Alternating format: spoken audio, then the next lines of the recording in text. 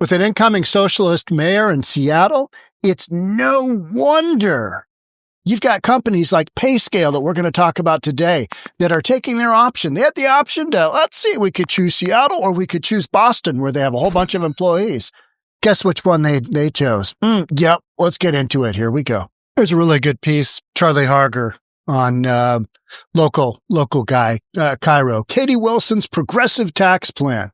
This is what companies are looking at on top of a state per employee tax, payroll tax. We are literally just pushing businesses out. See you guys. See you later. Let's hear Charlie's take. This is a pretty good couple-minute clip here. I'll only interject a few times. Here we go. Seattle just elected 𝗪𝗧𝗪𝗧 Wilson, and she has big plans for our economy. Young voters put her in office because they're frustrated. Good jobs, decent salaries, and they still can't afford to live here. They wanted someone to shake things up. Here's the Democratic Socialist mayor-elect last week explaining her fiscal philosophy. I do think that we will need to pursue new progressive revenue in order to fund our priorities and make sure that we're delivering services to the people of Seattle. And, there's several progressive tax options I proposed as part of my platform. Translation, after reviewing city spending, we're going to need new progressive revenue. That's City Hall speak for higher taxes on businesses. She floated expanded jumpstart levies, $30 minimum wages, professional service taxes, the whole progressive wish list. Look, Wilson's not crazy. She sees teachers commuting from Federal Way, nurses living in their cars, tech workers needing roommates at age 35. Amazon made billions here using our infrastructure and educated workforce. Her argument is simple. These tech companies got rich off Seattle. They can help fix Seattle. Maybe she's betting businesses need what Seattle offers enough to stay despite new taxes. Not an insane theory. It's just that Bellevue is 15 minutes away. Businesses are already... Not even 15. Not even 15. I-90 to Bellevue. Boom. Like that. And that's the rub. You've got options. And yet these politicians think, well, we're just going to jam it down these companies' throats in Seattle. They've already had a jumpstart tax, and Amazon shifted like 10,000 employees to Bellevue. We've already seen it. And now we're seeing the ongoing exodus. And you're just left with, what am I missing here? Absolutely nothing. What you're missing is the popcorn, because you're going to need it, because this show is going to go on forever. Fleeing. And Bruce Harrell is still mayor for 6 more weeks. Harrell, who's practically a conservative compared to Wilson. If this is the exodus under a moderate, relatively pro-business mayor, imagine what happens when a Democratic Socialist takes charge. Amazon has moved more than 10,000 jobs to Bellevue. Actually moved, past tense. A company called Snowflake relocated 700 employees to the east side. TikTok and OpenAI went straight to Bellevue. They didn't even stop for coffee in Seattle. Thomas Gilbert at the UW's Foster School has the numbers. Seattle lost nearly 6,000 jobs, while Bellevue gained over 4,000. Our office vacancy rate hit 27%, closer to 35% downtown. Bellevue's 16% and dropping. This is happening under Harrell today, before Wilson's new taxes even exist. Why Bellevue? Well, there's no jumpstart payroll tax for one, no trial balloons about forcing unprofitable grocery stores to stay open. See, in Bellevue, they offer something revolutionary: predictability. Businesses prefer boring. Bellevue is boring. How many crazy stories do I read from you from Bellevue? Aside from the Plymouth housing, where they've just got a bunch of degenerates living in housing first conditions, right? You got men being R-worded, and I don't mean retard, right? You've got guys being murdered for $3,000 in their pocket, but we're not going to talk about that. We've got businesses coming into Bellevue in droves. And more specifically, employees that were in Seattle that are now coming to Bellevue, like salary data company Payscale moves headquarters out of Seattle. So here's Seattle's most recently missed opportunity. Salary data company Payscale moves headquarters out of Seattle. Now, nothing specifically said here because Katie Wilson's coming in, nor will you hear that. Be very rare for that to happen because companies, they want to leave their options open, right? They want to live on good terms. It's, leave an employer kind of thing. When you're a business and you've got office space in the city, maybe you want to come back. I mean, Seattle's a pretty major employer in the tech industry. And maybe they won't have the option of establishing headquarters too, right? Something like that. So you don't just absolutely go scorched earth on the way out, unless you go absolutely scorched earth on the way out. Salary data company Payscale no longer calls Seattle home. Company spokesperson confirmed Payscale moved its official headquarters to Boston in March. Now, Boston, you might say, well, Boston isn't much better, Shaun. No, but when you got slightly more number of employees in Boston than you do in Seattle, and Seattle's got, probably some kind of crazy company tax coming up on top of what's already being proposed in Washington state because of overspending by Democrats for the last 40 years, you've got probably some kind of head tax for major companies on their employees. That has been it's out there. It's on the table. Whether that'll take off, we don't know. But when you've got that on the horizon, this could happen. Boston's got some issues with affordability. Boston's got some issues with taxation. I mean, they've got some issues. This isn't Texas. This isn't Florida. It's not like you're sending droves of companies there. But between the two, let's see, Boston or Seattle, which one's slightly better than the other one? Oh, yeah. Well, at least we don't have Katie Wilson coming in. At least we don't have Shaun Scott throwing out, a big company payroll tax. Company spokesperson confirmed Payscale moved its headquarters to Boston. The company ditched its Pioneer Square office. That is not a shocker in 2022 and shifted to remote first, but it still considered Seattle its headquarters before the Boston move. So they've basically been out of Seattle. So the question to be answered is, all right, so you don't even really have an official headquarters kind of left in Seattle, although historically you have. So then why would you, Boston, we're out of Boston now. That makes you wonder, doesn't it? It makes me wonder. They want to be associated with something different. Oh, it's because they're well, they got a bunch of employees are here. Payscale employs remote employees across the country, including a significant population in the greater Seattle area. Yeah, maybe moving forward, maybe not. I mean, if those people are mobile, let's get them out of Seattle because this isn't working out. Taxation's going to be off the charts. This is no longer a pro-business environment. Just ask anybody in Bellevue, hey, are you benefiting from Seattle? Oh, yeah. Keep it coming, Mayor Katie Wilson. Keep that coming. Bring them on in. Bring them on in. Spokesperson added that Payscale still doesn't have any physical office in Seattle, but about 10% of its more than 700 employees are based in Washington.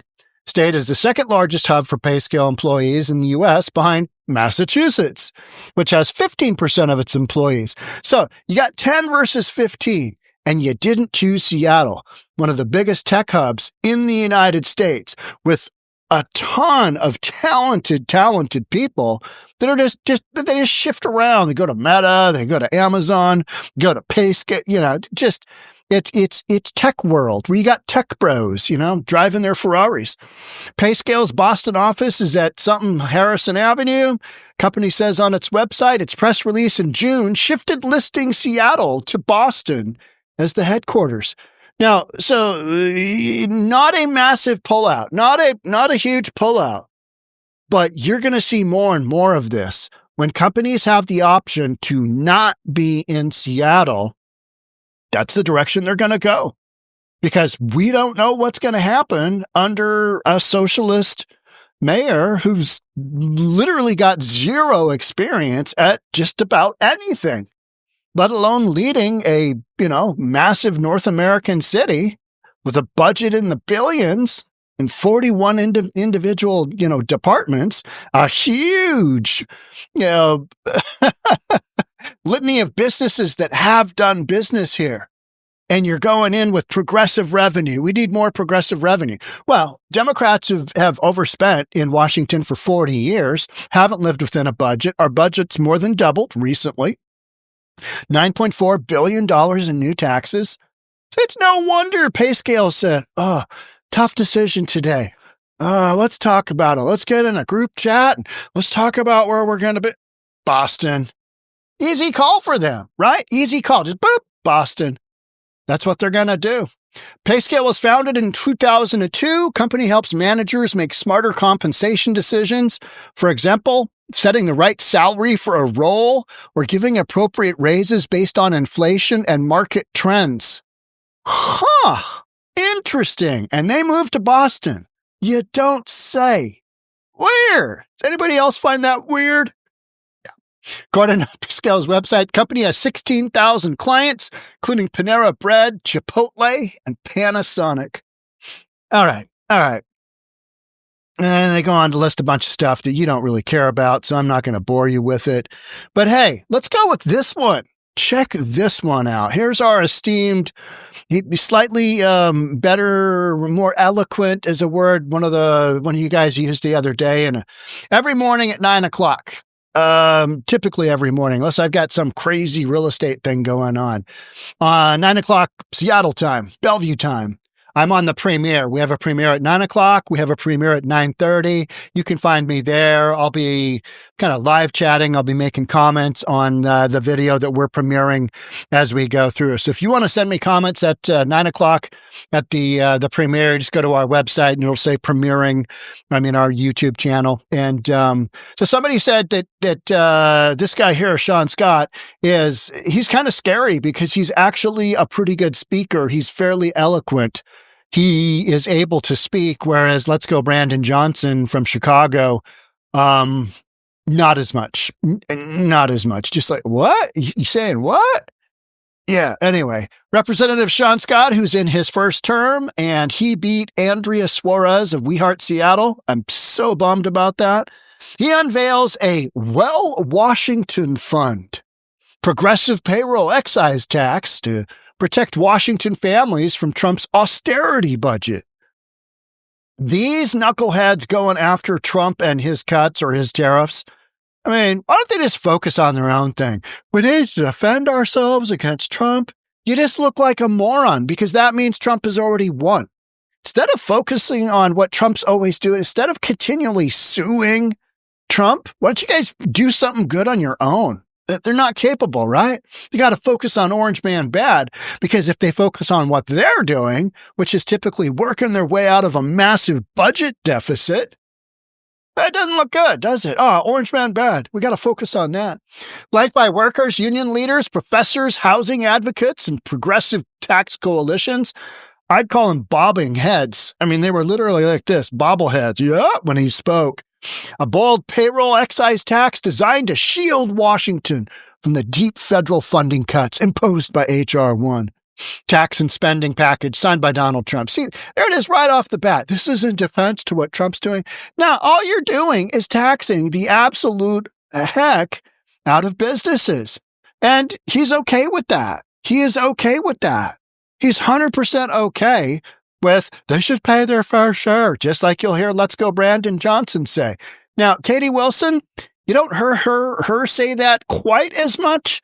She's a little bit softer on that approach because she knows, if Amazon pulls out entirely from Seattle under her watch, that ain't going to go well. That's not something you put on your tombstone, is it? I was mayor of Seattle and Amazon left. All the other big companies did as well. But what you've got is this knucklehead saying Washington is one of the wealthiest states and the wealthiest nations in human history. The idea that we can't afford childcare. Well, you've already got funding for that. Transit. You've got plenty of funding for that. Nobody uses it.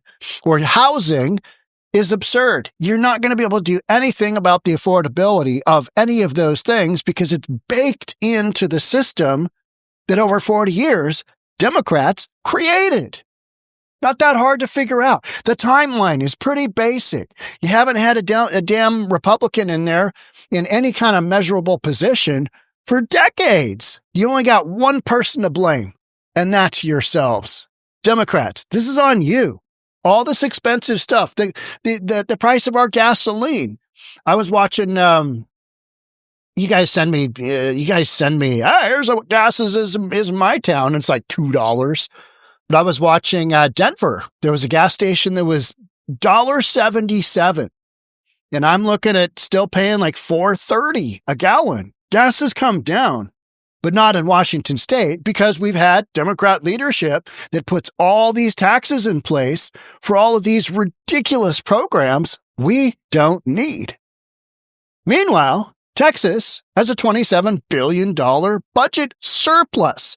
Surplus with an S, as opposed to deficit with a D. See what I did there? Yeah. When the corporations and ultra wealthy who have benefited the most contribute what they owe. They already have. It's called the existing tax base. And that's how Washington's has gotten where we are. It's how Seattle has gotten where it's at. But if you keep going after those same businesses that created what we've got now with a greater share of implied taxes, they're going to say, nope. And then you're going to be sitting there going, what do we do? You'll be just like, let's go, Brandon Johnson. Hey, let's go ahead and just tax the absolute heck out of our, what was it? One of our Garfield neighborhoods, like East Garfield. Absolute tax the heck out of that. Over 100% increase in property taxes. And then North Lawndale to the south. Yeah, let's tax them almost 100%. I'll just see what happens. And, we'll just throw these taxes out there and people complain. They complain. Now, what you're going to have happen is you're going to literally have this. When they have an option to go elsewhere based on money, based on what they know to be true moving forward. And that's where Charlie Harger was correct, that Bruce Harrell right now, we're going to look back and go, good Lord, let's get Bruce back in office. Because he's a moderate. He's a pro-business moderate. He said a bunch of stuff because he was trying to get elected that, he called Christians and people of faith, people that go to church, he called them right-wing extremists because he was trying to tap into the far-left vote that got Katie Wilson elected. Because you've got a bunch of young kids in Seattle that can't afford anything, even though they have these $125,000 jobs. That doesn't even get you to first base in Seattle anymore because everything's so expensive because you baked in the cost with a whole bunch of policy and taxations and regulations and you constricted the supply of housing. Oh, we love trees. Don't like houses. Love trees. This is what you got. And so then all these kids in Seattle, hey, Katie Wilson's telling us that she can make it cheaper. Let's elect her. Socialism. I mean, I've heard of it, but she says she can make things cheaper. She doesn't stand a chance, not a snowball's chance in where to do what she's talking about. It's just a bunch of psychobabble that she spewed out, and people are like, vote for her. Oh, yeah, vote for her. And they did. And we've got her. So we're going to have some real front row seats to this kind of thing happening. And on top of that, you've got a situation where, Seattle used to be a massive, massive place where employers would go, and it no longer is. It just no longer is. We've got a real tech slowdown. So, you're dealing with that. So you're dealing with companies that are already on their heels. And if they're looking around going, hey, how can we cut costs? How can we ensure the viability of our business moving forward? Are you going to go with some city that just basically put a progressive into office, a socialist who relies on progressive taxation to, pay the bills? No, you're not. You're going to go with a Texas. You're going to go with a Florida. You're going to go with a Boston if you have to. Well, 15%, 5% more than Seattle of our employees are already in Boston. And look what Seattle's doing. So, and again, these are my theories, but this is not a hard situation to figure out, right? This is, if you've got options and you got a known quantity versus, we'll just see how this goes. then which one are you going to take? If you're a business owner, that's pretty clear. Oh, I want to pay more taxes. Let's stay in Seattle. I love the Space Needle. It's got that epic homeless encampment now in its shadow, just a couple of blocks to the east. Literally, you've got Space Needle, big, huge homeless encampment, because, Seattle loves homeless people. They love the homeless industrial complex. And that is some of the money that has to be, paid out for ridiculous things. Homelessness just keeps getting worse. The downtown core of Seattle, probably 35% vacancy rate. Street conditions, better, but not great. Kind of like San Francisco. You're going to have a bottoming out of that market for a long, long, long time. And when companies like this, again, this is one of those things they had the option to double down and say, we're keeping our Pioneer Square. And to be honest, Pioneer Square is a rough location. I was there. It's tough. My girlfriend and I got out of the car and it instantly smelled like urine. We were going to the Central Tavern. We parked pretty close to Pioneer Square. It's rough. You got a bunch of Looney Tune homeless on drugs, doing drugs, selling drugs right there. It's not conducive to safety. So, you pile all those things on top of unknown political and business climate moving forward. Writing's on the wall. You're going to have lots more companies follow this direction than coming into Seattle like we've had for years and years. And that just further constricts the revenue that has been here, that we've relied upon, all of the income streams that governments project. Those are all being constricted. They're all being constricted as of right now. And especially with a socialist mayor coming in. I don't care what you say, because business leaders hear the word socialism, socialist, progressive taxation, and they run the other way. Even if they're full-on Democrats. Nobody says, hey, I want to pay more taxes because that makes it easier for me to run my business. Nobody says that. And, it always kills me when you see these poor little store owners in these really marginal areas of Seattle, and they're complaining about why they're having to shut their business down. And all of the ingredients of why they're shutting down are things that Democrats have created over the last 40 years in Washington state. And you just want to ask them, hey, who'd you vote for in that last election? About the election before that? Election before that? I'm sensing a pattern here. Starts with a D. Yeah. Okay. All right. Anyway, I don't know why your business is closing down there. It's a shocker to me. Oh, well. Right? You're left with, you hear those exit interviews in the media, and they're always like, yeah, it's such a shame. Maybe they'll get another business in here that can work it out. And you're like, okay. All right. I mean, maybe. More than likely, no. Get out that popcorn, because we got a front row seat to some exciting stuff coming up.